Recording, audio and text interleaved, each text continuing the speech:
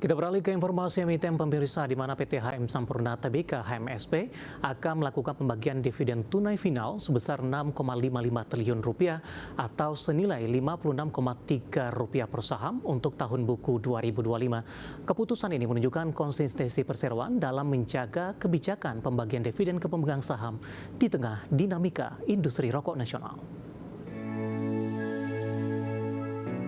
Dikutip dari Keterbukaan Informasi Bursa Efek Indonesia dalam rapat umum pemegang saham tahunan RUPST, PT Saham Sampurna Tbk HMSP yang digelar Senin 18 Mei 2026 menyetujui usulan pembagian dividen tunai final sebesar Rp6,55 triliun atau senilai Rp56,3 per saham yang dananya bersumber dari saldo laba perseroan untuk tahun buku 2025. Jumlah dividen tersebut sedikit lebih tinggi dibandingkan pembagian dividen tahun sebelumnya yang mencapai Rp56,2 per saham atau senilai Rp6,54 triliun. Di perdagangan Senin 18 Mei 2026, harga saham HMSP di level Rp730 per saham turun 1,35% secara harian. Selama perdagangan 5 hari terakhir, harga saham HMSP terakumulasi melemah 5,19%. Dengan harga terakhir tersebut, yield dividen saham HMSP mencapai 7,7%.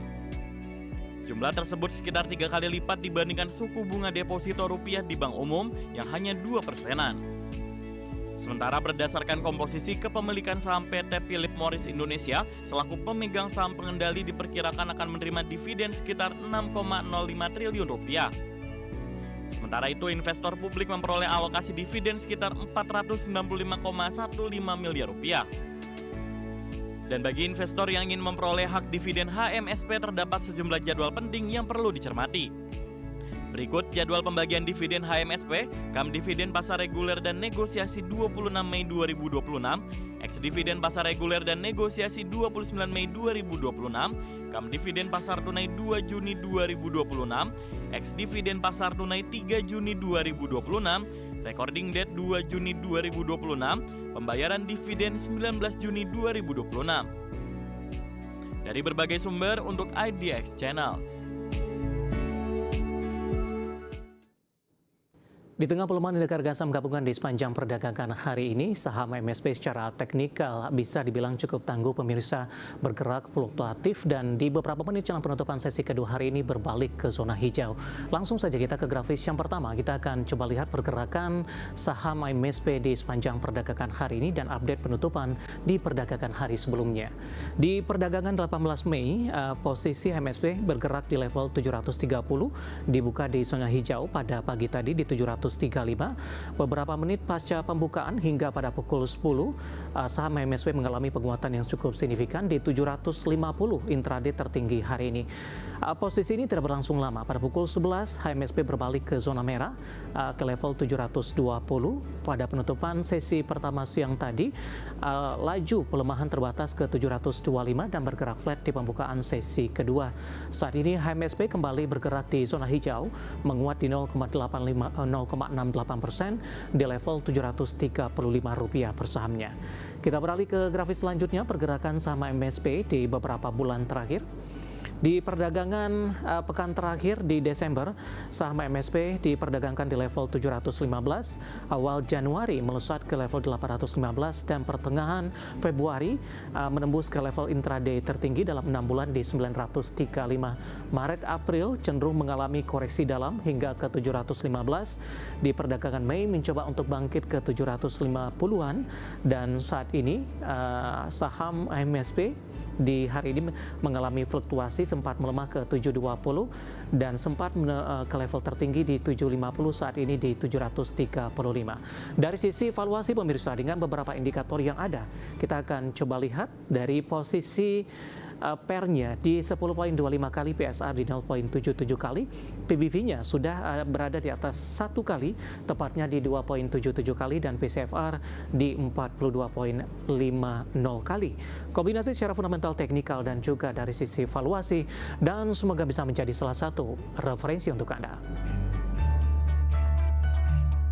Ketua pilihan pemirsa di mana Bursa Efek Indonesia memastikan terus berkoordinasi dengan otoritas jasa keuangan di tengah tertekannya indeks harga saham gabungan imbas gempuran sejumlah sentimen negatif termasuk aksi rebalancing investor asing. Lebih lanjut, Bursa Efek Indonesia berharap upaya reformasi pasar modal akan menjadi fundamental pertumbuhan berkelanjutan dan dapat meningkatkan partisipasi investor global. Jadi apa yang kita lakukan sekarang, upaya-upaya yang dengan sangat serius kita lakukan sekarang adalah untuk upaya perbaikan jangka panjang dari pasar kita. Arus derat net sell asing tengah dirasakan oleh pasar modal Indonesia, terutama indeks harga saham gabungan.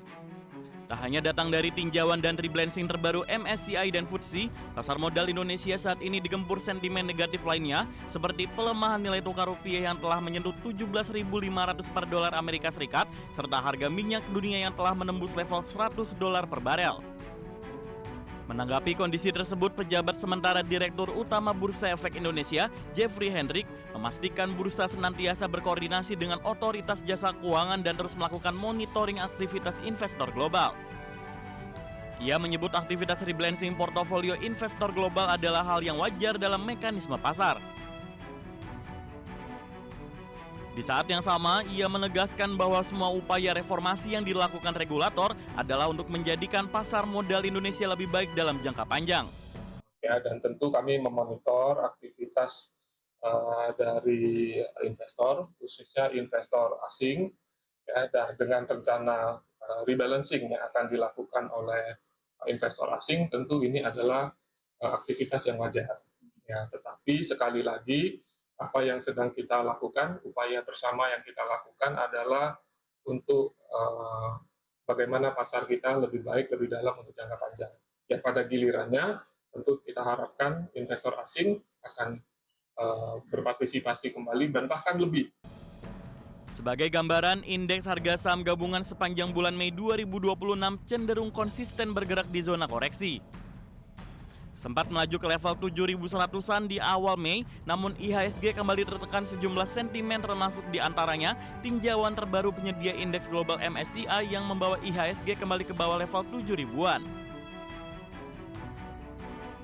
Tak sampai di sana, pada perdagangan Senin 18 Mei 2026, usai libur panjang dan pengumuman terbaru FTSE Russell, IHSG kembali tergelincir ke level yang lebih rendah, ditutup di level 6.599 terkoreksi hampir 2% dalam sehari, usai secara intraday sempat tertekan lebih dari 4%. Di tengah tertekan IHSG, manajemen BEI memahami bahwa sentimen negatif pasar bisa berasal dari mana saja yang berakibat pada derasnya aksi jual asing.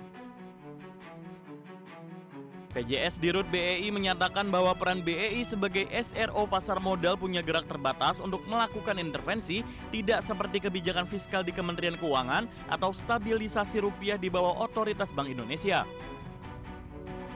Meski demikian, Bursa Efek Indonesia memastikan seluruh transaksi perdagangan berjalan teratur, wajar, dan efisien.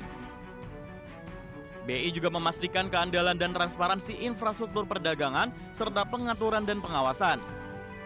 Lebih lanjut, manajemen bursa berharap upaya reformasi pasar modal yang dilakukan BEI dan OJK akan menjadi fundamental pertumbuhan berkelanjutan dan dapat meningkatkan kepercayaan investor global serta pada gilirannya akan menarik kembali investor asing ke dalam negeri.